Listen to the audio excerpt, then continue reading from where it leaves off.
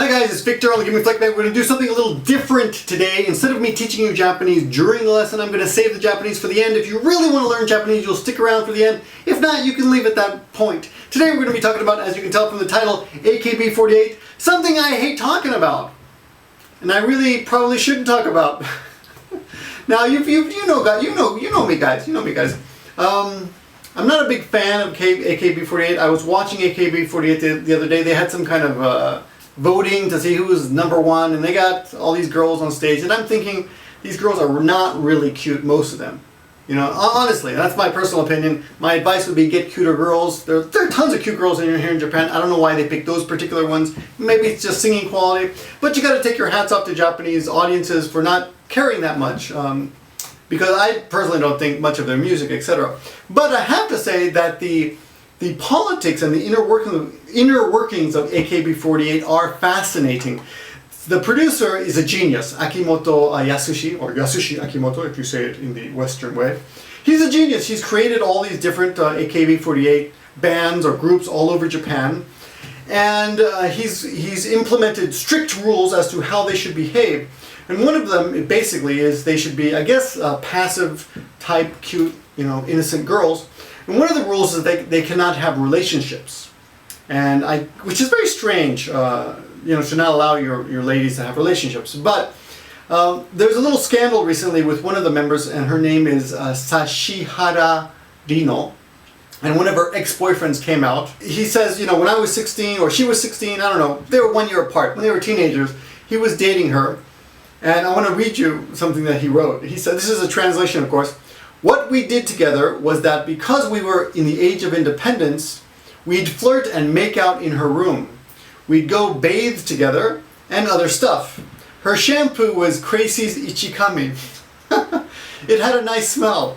And we both didn't have any experience, so it took us 4 months till we did it. So, I don't know, guys. I mean, it seems pretty obvious what you have to do. I don't know why so much experience is required to figure out how that act is performed, but apparently it is required. Anyway, because of this scandal, whether it's true or not is debatable, but because of this scandal, Akimoto Yasushi decided to move the lady to a different group. So she's going now to another place called HKT48, which is Hakata 48. It's a new group.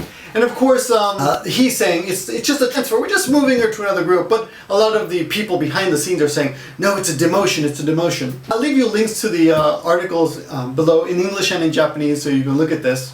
And she looks like a very nice girl. So nothing against her, nothing against AKB48, not my type of music. But anyway, that's what's happening. This is what Japan is talking about. So if you're interested in Japan, then this is something that it would be, if you want to connect with Japanese people, this is something that you would want to pay attention to. Anyway, as for the Japanese lesson, a couple expressions here. First of all, usually when you use the word transfer in business, we say tenkin suru. Tenkin is the word, tenkin. But in this case, they use the expression iseki, which is also to transfer, but it's kind of like a parallel transfer, right? Tenkin, you could be moved to like Hokkaido where it sucks, like where Ozzy78. Ozzy78 used to be in Tokyo, but he screwed up, so he got moved to Hokkaido for bad behavior. And in that case, you would also say the word sasen suru, sasen. In this case, sasen sareta, a demotional transfer. Demoted, demotion. She got a demotion, basically. So those are interesting words to know, and you can argue with your Japanese friends. Was it iseki or was it sasen? The other expression that's pretty cool is kubi no kawa ichimai tsunagatta, which means you're hanging by the skin of your neck or skin of your teeth, or you're walking on thin ice. Oh, and of course, the reason she's being criticized is because she's being called nikushoku-kei, which means kind of an aggressive woman, and we're not supposed to, ladies are not supposed to be that way. They're supposed to be more passive and docile. But she's nikushoku-kei, which means literally she's carnivorous. Anyway, those are your expressions for today. Thanks for watching, everyone. I'll see you in the next video.